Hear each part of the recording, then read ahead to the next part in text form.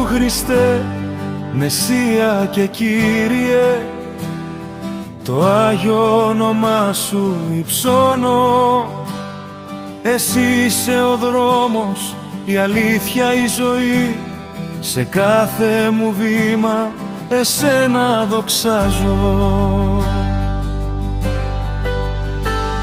Τα χέρια μου σηκώνω στον ουρανό, η καρδιά μου ανήκει μόνο σε σένα.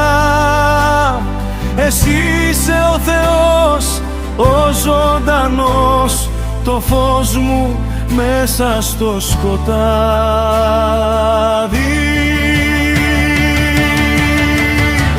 Ιησού, Ιησού, Μεσσία και Θεέ, σε προσκυνώ, σε δοξάζω, Κύριε μου. Ιησού, Ιησού, σωτήρα της ψυχής, για πάντα θα υμνώ το Άγιο όνομά Σου.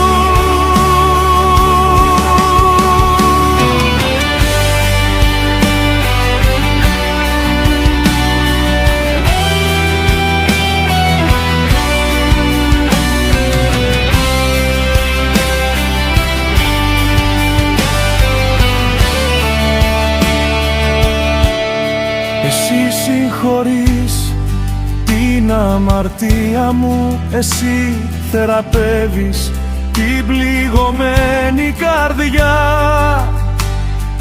Με το έλεος Σου με κρατάς κοντά Σου και η αγάπη Σου ποτέ δεν τελειώνει. Γέφυρα Άγιος, Άγιος, Άγιος είσαι, Κύριε, Θεός παντοδύναμος και αιώνιος. Όλη η γη ας ψάλει τη δόξα Σου και κάθε καρδιά ας υψώσει το όνομά Σου.